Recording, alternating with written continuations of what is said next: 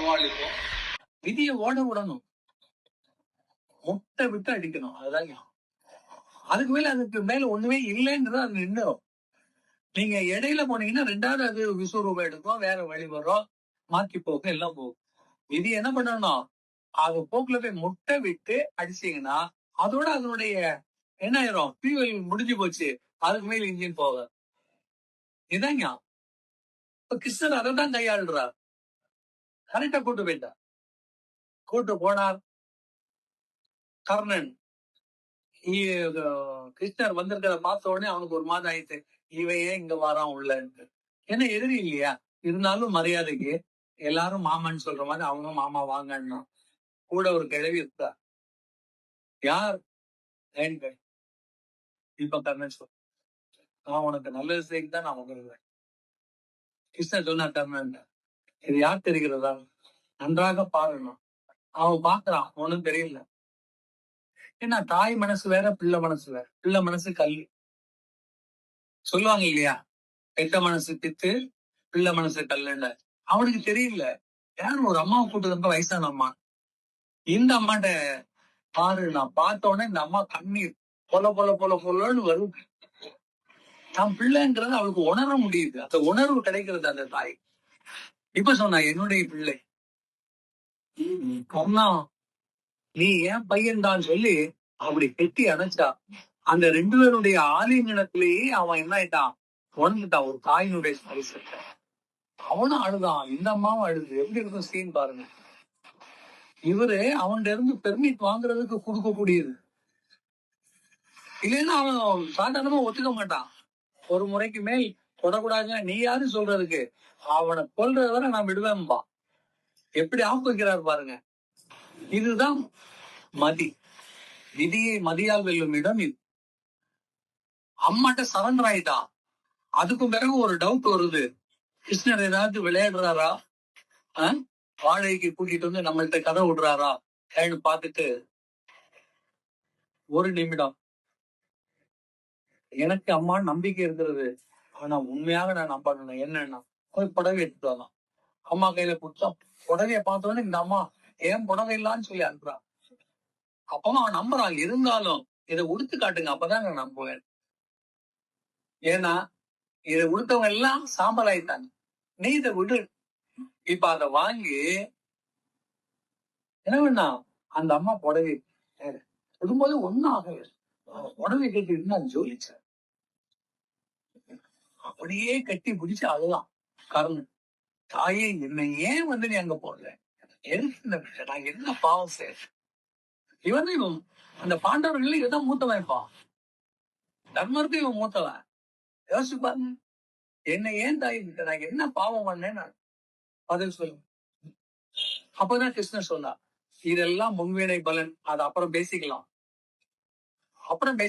இப்போ அம்மா நீங்க ஏதோ கேட்கணும்னு வந்தீங்களா, அதை கேளுங்க. அவர் கரெக்டா அவர் ரூட்ல கரெக்டா இருக்கும்.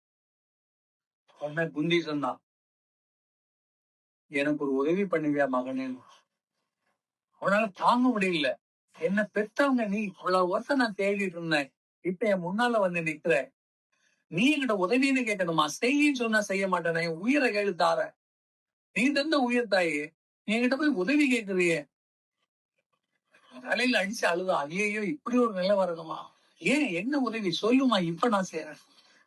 ஒண்ணு இல்லப்பா, நாளைக்கு யுத்தத்துல துரியோதன மேல நீ விடக்கூடிய நாக புருஷனம், அப்பவே அவனுக்கு ஷாக் ஆயிடும். நீ விடு, ஆனா ஒரு முறைக்கு மேல் பயன்படுத்தக்கூடாது, ஒரு முறைதான் விடணும்.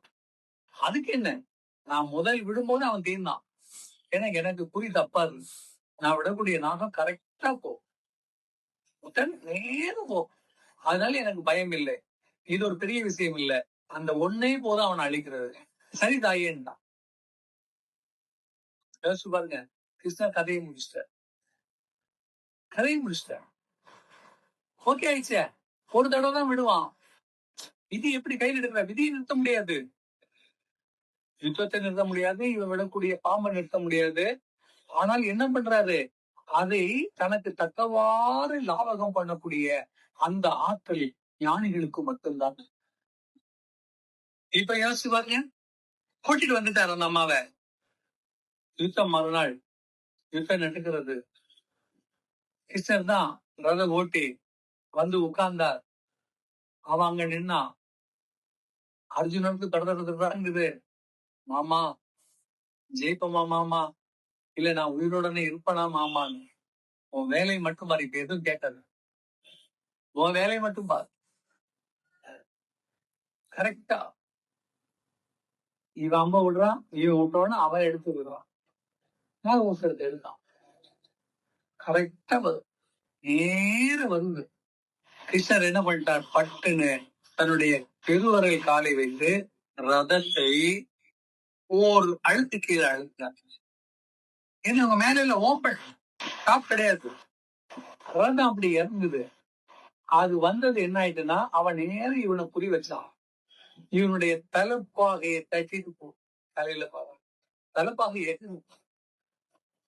இதான் சொல்லுவாங்க, தலைக்கு வந்தது தலைப்பாகையோட போயிடுச்சு.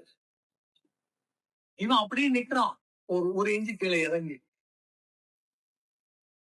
அம்பு அடிச்சுட்டு போயிட்டு தலைப்பாகை. எப்படி இருக்கான்? ஜெயிச்சஸ். இவனை சாக முடிய முடியல, அவனுக்கு அடுத்தால என்ன பண்ண முடியாது. நேரம் அம்பிடும் பயன்படுத்தக்கூடாது, ஒரு முறைதான். பட்டு இவன் என்ன பண்ணான், படபடபடான்னு அம்பை எடுத்து கர்ணனை அடிச்சு கீழே விழ வச்சு இவன் அடிக்கிறான். அவன் என்ன பண்றான், வாங்கிக்கிறான். ஏன்னா வேற அம்பு விடக்கூடாது, அப்படிலாம் தாக்கி சத்தியம் பண்ணி கொடுத்துருக்கான் இல்லையா. அர்ஜுனை விட்ட அத்தனை அம்புகளும் தைத்து கர்ணன் என்ன ஆகுறான், அப்படியே சாயிரம், மலை மாதிரி சாயிரம். இவங்க ஜெயிச்சுட்டாங்க. சரி, அதை விடுவோம், கதையில. இப்ப நம்ம இந்த இடத்துல எடுத்துக்கொள்ள வேண்டிய விஷயம், அதான் ஞானத்தில் நாம் பயணிக்கின்ற பொழுது முதலில் நாம் எப்படி எடுத்துக்கணும்னா, விதியை நமக்கு விதியை தடுக்க முடியாது. அதான் உலகத்துல உள்ளவங்க எல்லாம் நீங்க மாற்ற முடியாது, நீ தான் மாறும். நீ மாறு, நாடு மாறும். சொல்லிருக்கோமா இல்லையா? மற்றவர்கள் நான் மாற்ற முடியாது, ஏன்னா அவன் கர்மாக்கு அவன் இருக்கான். உன் கர்மாக்கு நீ மாறு. அப்ப என்ன பண்ணலாம்னா, விதியை நமக்கு சாதகமாக ஆக்கக்கூடிய தன்மைதான் ஞான பயிர்.